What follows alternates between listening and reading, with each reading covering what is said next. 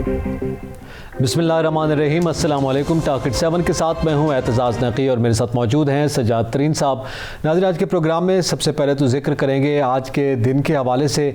आज कश्मीर की खुसूसी हैसियत ख़त्म हुए 2 साल मुकम्मल हुए हैं, जिस पर मुल्क भर में यौम सियाह मनाया जा रहा है। और न सिर्फ पाकिस्तान में बल्कि दुनिया में जहाँ जहाँ कश्मीरी हैं आज वो यौम सियाह बना रहे हैं। इस हवाले से मुख्तलिफ बयानात आम शख्सियात के भी सामने आए हैं, इस पर बात करेंगे। इसके साथ साथ हम जिक्र करेंगे कि आज तेहरान में ईरानी सदर की तकरीब हल्फ बर्दारी हुई है और दुनिया के मुख्तलिफ ममालिक के वफूद भी उसमें मौजूद थे, तो इस हवाले से भी आज प्रोग्राम में गुफ्तगू करेंगे।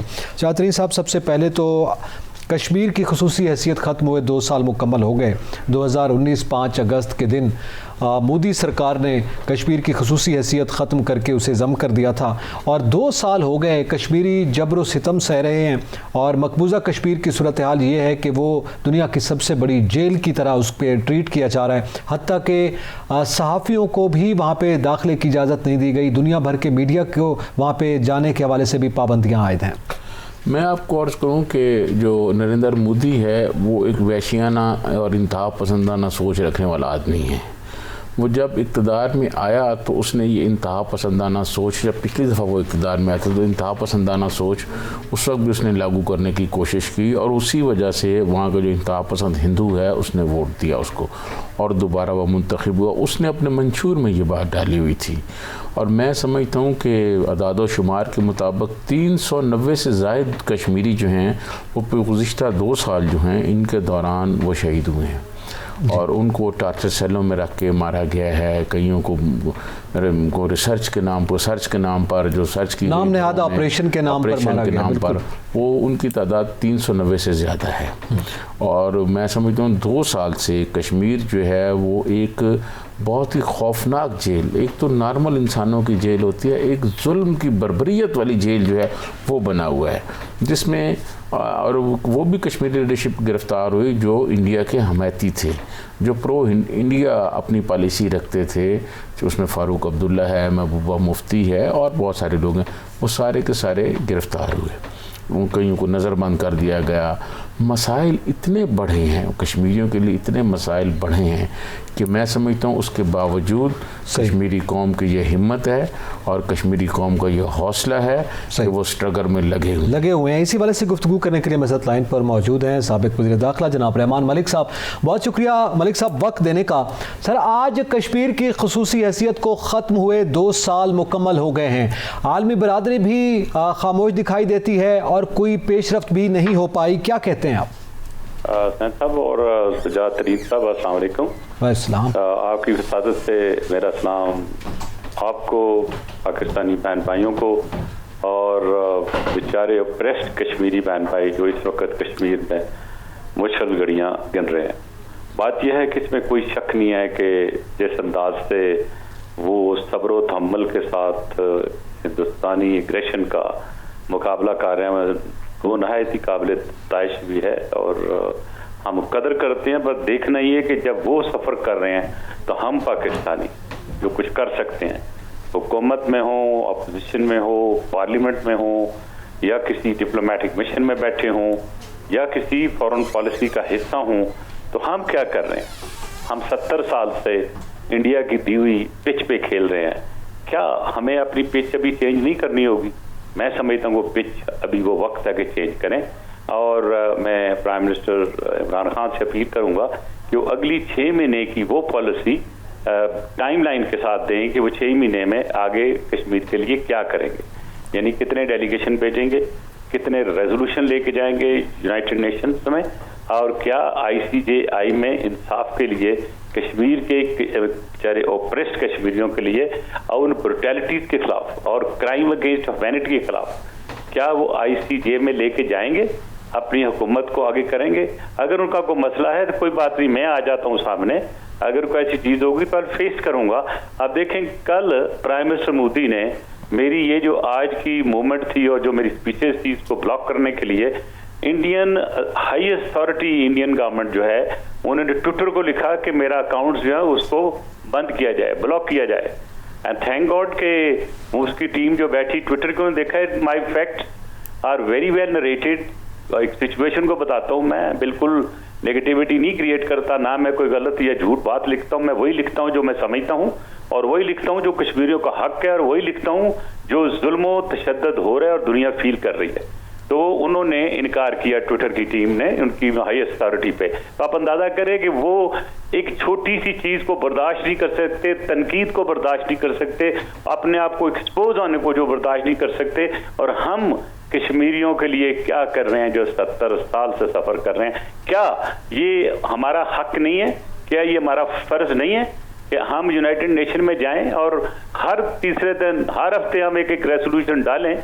तो जब बहुत से रेजोल्यूशन आएंगे दुनिया को पता चलेगा, और जितने इंटरनेशनल फोरम्स को उनको हमें मिस नहीं करना चाहिए, और यही हमारा काम होना चाहिए। हम सिर्फ अगर बड़ी लच्छेदार तकरीर कर लूँ, मैं कर लूँ, या मेरा कोई और क्लिक कर ले, बड़ी फ्लावरी वर्ड्स कर लें, गैलरी की तरफ मुंह करके वहाँ सेनेट में से भी खिताब कर लें, और वही हाउस से भी कर लें, वो चीज़ का खात्मा होना चाहिए। क्या ये अच्छा होता कि आज जॉइंट सेशन होता, और उस जॉइंट सेशन में कश्मीर डिस्कस हो रहा होता, उनके प्रॉब्लम डिस्कस कर रहे होते, उनके लिए पॉलिसी बनाई जा रही होती, उनके लिए कोई रेजोल्यूशन पास हो रहा होता। क्यों नहीं किया गया? I have a question from the government. Rahman Malik साहब, हुकूमत जो है, प्राइम मिनिस्टर इमरान खान ये कहते हैं कि मैं कश्मीरियों का वकील हूँ, मैं उनकी वकालत करूँगा, और हुकूमत ये कहती है कि हम कश्मीरियों के साथ खड़े हैं। आप इस पर क्या कहेंगे? मुझे ये बताएं कि साथ खड़ा होना और किसी के लिए काम करना दो डिफरेंट चीज़ें हैं। साथ खड़ा है, एक पिक्चर आ जाती है, एक सेल्फी आ जाती है, उससे क्या बनेगा?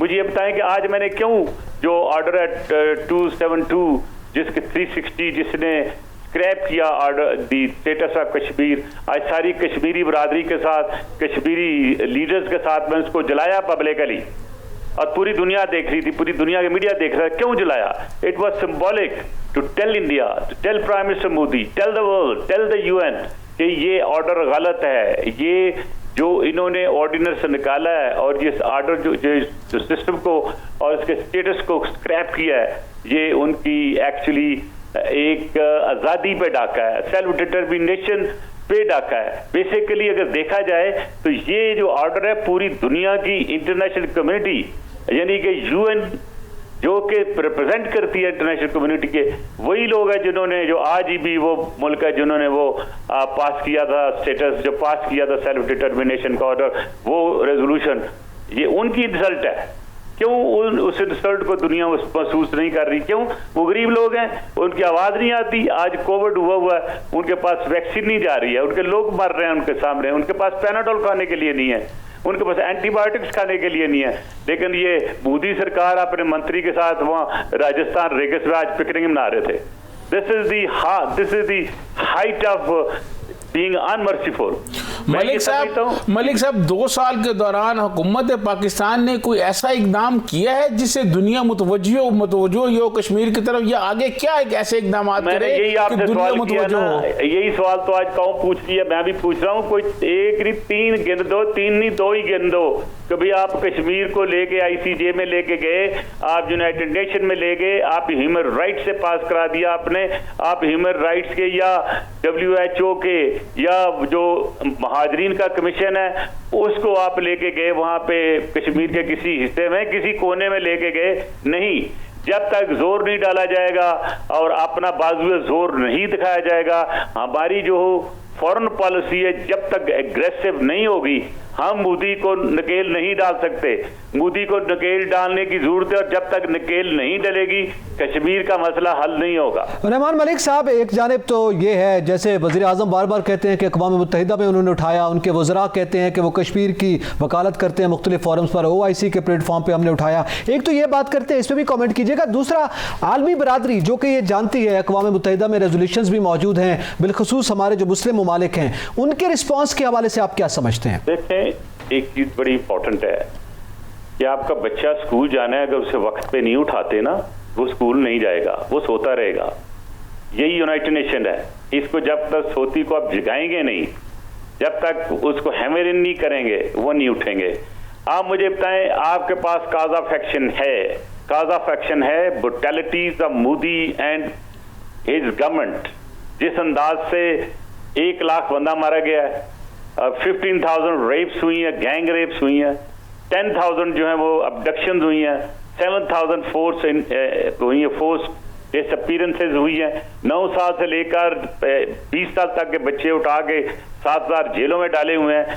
ہمارے ان کے جتنے حریت پسند لیڈر ہیں انکلوڈنگ یاسین ملک اینڈ ادرس, ان کو جیلوں میں ڈالا ہوا ہے. آپ مجھے بتائیں کہ یہ کاز آف ایکشن نہیں ہے. کوئی کسی ویسٹ ملک میں ایک بندے کو 2 دن سزا ہو جائے یا 2 دن جیل میں ریمانڈ زیادہ ہو جائے تو اس کے لیے چیخیں نکل پڑتی ہیں. یقینی طور پر یہ بڑا اہم معاملہ ہے, اس کو اٹھانا چاہیے تھا. بہت شکریہ رحمان ملک صاحب, آپ نے اپنا قیمتی وقت اور ہم سے گفتگو کی. ناظرین یہاں پہ وقت تو ایک بریک کا, ہمارے ساتھ رہیے گا.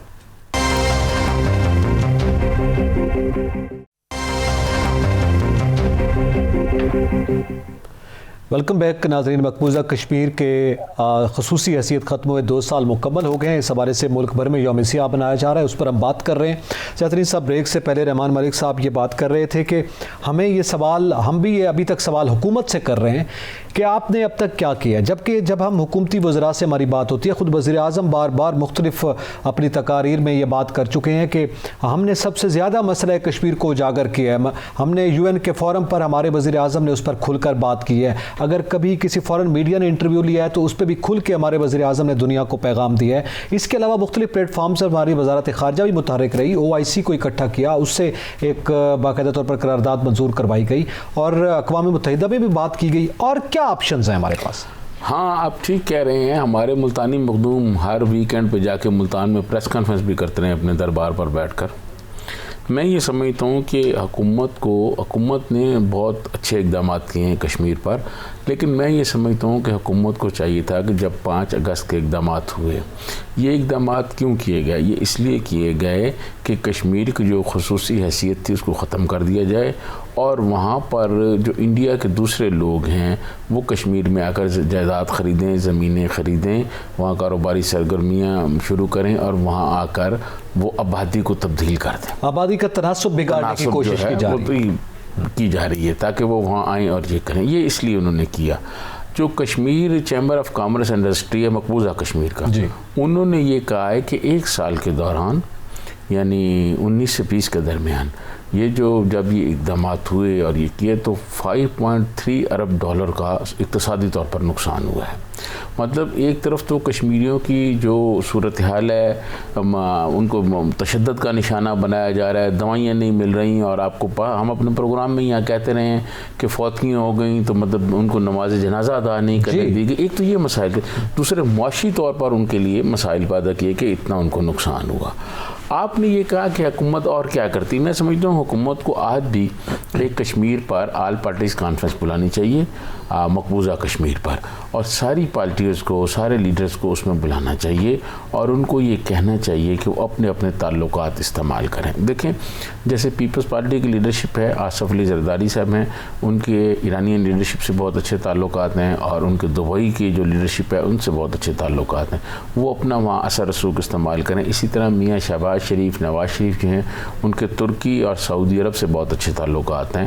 ان کو کہا جائے کہ جناب اپنے تعلقات استعمال کریں اور وہ ہمارے موقف کی حمایت کریں, اور ہم مل کر جو ہے دیکھیں ہماری آپس کی لڑائیاں, احتساب اور یہ کرپشن, چور ڈاکو, یہ تو چلتا رہے گا. یہ تو جب سے پاکستان بنا ہے یہ اس قسم کی باتیں چلتی رہی ہیں. تو کئی نیب قانون بھی بنے اور تبدیل بھی ہوتے رہے, احتساب کے ادارے بھی بنے, لیکن میں سمجھتا ہوں کہ کشمیری قوم کے لیے ہمیں متحد ہونا چاہیے. ہم متحد ہو کے تمام لیڈرشپ جو ہے وہ اپنے اثر رسوخ استعمال کرے دنیا بھر کے حکمرانوں سے. یہاں شریف خاندان 35-40 سال پاکستان میں اقتدار میں رہا ہے اور ان کے عرب سے بہت اچھے تعلقات ہیں. کنگ عبداللہ سے بھی ان کے اچھے تعلقات تھے, اب موجودہ جو وہاں کی لیڈرشپ ہے ان سے بھی اچھے تعلقات ہیں. تو میں یہ سمجھتا ہوں کہ جب یہ واقعہ ہوا تو حکومت نے ایک آل پارٹیز کانفرنس نہیں بلائی. وہ نہ بلانے کی جو ہمیں پرابلمز ہو گئی یا ہمارے لیے مشکلات ہو گئیں وہ یہ ہو گئیں کہ جس طرح ایران نے ہمارا ساتھ دیا اور جس طرح ایران ہمارے ساتھ کندھے سے کندھا ملا کے کھڑا ہوا, ترکی نے بھی کچھ ہماری حمایت کی, عرب دنیا نے نہیں کی. جیسے ہم عرب دنیا سے خواہش رکھتے تھے, ہم سعودی عرب کے لیے ہر وقت لڑنے مرنے کے لیے تیار رہتے ہیں اور مطلب سعودی جو کہیں ہم کرنے کے لیے تیار رہتے ہیں, لیکن افسوس یہ ہے کہ جب ہمیں ان کی امداد کی ضرورت پڑی یا ان کے حمایت کی ضرورت پڑی تو ہمارے ساتھ کھڑے نہیں ہوئے. نہیں, یہ تو ہمارے وزیر خارجہ کہتے ہیں کہ بار بار, ابھی ان کے سعودی وزیر خارجہ جب پاکستان کے دورے پر تھے اس وقت بھی وزیر خارجہ نے یہ بات کی کہ ہم نے کشمیر کا مسئلہ رکھا. ہم ان کا شکریہ ادا کرتے ہیں کہ کشمیر کے معاملے پر ہماری سعودی سعودی حکومت نے حمایت کی ہے؟ دیکھیں بات یہ ہے کہ جب ایران ہمارے ساتھ کھڑا ہوا تھا، یہ اقدام ہوئے، تو اس وقت تو انہوں نے نہیں کیے، اور وہ تو مودی کو پروٹوکول دینے میں لگے ہوئے تھے عرب حکمران سارے جو ہیں، اور سعودی عرب نے تو واضح کہہ دیا تھا جی ہمارے ان سے کاروباری معاملات ہیں، تجارتی تعلقات ہیں، تو کون سی ہماری حمایت کی تھی؟ اب ظاہر دفتر خارجہ کی اپنی کچھ مجبوریاں ہوتی ہیں، اور وہ ان مجبوریوں کے تحت یہ بات کر رہے تھے۔ ڈپلومیسی آپ کہتے ہیں زیادہ کامیاب نہیں، لیکن ہم بھی تو دیکھیں آج باقاعدہ خاموشی اختیار کی گئی، ٹریفک کو روکا گیا، آج آپ کو پتہ ہے اسلام آباد میں بھی ایک مودی کی خونخوار قسم کی تصویر لگائی گئی، اس کے حوالے سے ہارن بجانے کا کہا گیا۔ یہ احتجاج کے طریقے یہ کتنے مؤثر ثابت ہو رہے ہیں؟ میں سمجھتا ہوں کہ یہ احتجاج کے طریقے جو ہے نا، جو پاکستان میں احتجاج ہو رہا ہے، یہ اس وقت تک مؤثر نہیں ہو سکتے جب طاقتور دنیا کے سامنے ہم احتجاج نہیں کریں گے، جب امریکہ میں احتجاج نہیں ہوں گے، مؤثر پلیٹ فارم پہ جب تک برطانیہ میں احتجاج نہیں ہوگا، جب برطانیہ میں یہ نہیں کہا جائے گا اور وہاں کی عوام کو جب یہ نہیں بتایا جائے گا۔ میں سمجھتا ہوں بہت زیادہ تعداد میں کشمیری موجود ہیں برطانیہ میں بھی، امریکہ میں بھی، وہ بھی احتجاج کر رہے ہیں، لیکن پلیٹ فارم جو جتنا مؤثر ہوگا وہاں پہ احتجاج بھی اتنا مؤثر جو ہے وہ کاؤنٹ کیا جائے گا۔ اس پہ تھوڑی سی مزید بھی بات کریں گے، اور پھر ایرانی صدر کی تقریب البرداری کا بھی ذکر کریں گے۔ ایک بریک کے بعد ہمارے ساتھ رہیے گا۔